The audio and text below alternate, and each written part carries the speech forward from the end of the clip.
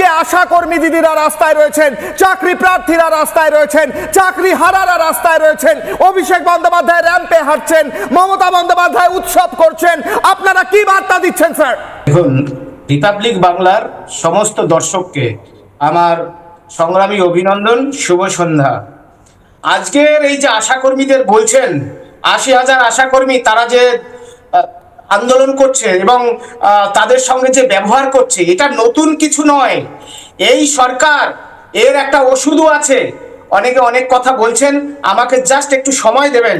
আজকে পশ্চিমবঙ্গে প্যারা টিচারদের কি অবস্থা, নতুন চাকরি প্রার্থীদের কি অবস্থা, আমরা যারা নিজের মেধায় চাকরি পেয়েছিলাম সেই চাকরিগুলো চুরি করেছিল চোর পার্থরা, নেতৃত্ব ছিল মমতা বন্দ্যোপাধ্যায়। আজকে আমাদের যোগ্যদের তালিকা না দেওয়ার জন্য, কেবলমাত্র আনটেন্টেড শিক্ষক শিক্ষাকর্মীদের তালিকা না দেওয়ার জন্য আমাদেরকে কুকুরের মতো বলছেন।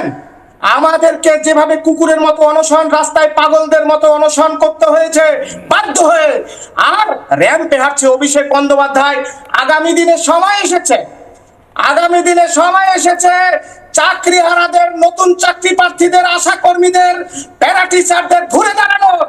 আমাদের র্যাম্পে হাঁটার সময় এসেছে। আর ওই আজকে যে অবস্থা আমাদের যারা করেছে তাদেরকে প্রাক্তন করতে হবে। পরিষ্কার কথা বলছি, আমি রাগ ঢাক করে কথা বলছি না, কারণ আমাদের দেয়ালে পিঠ ঠেকিয়েছে। আপনাদের বলি,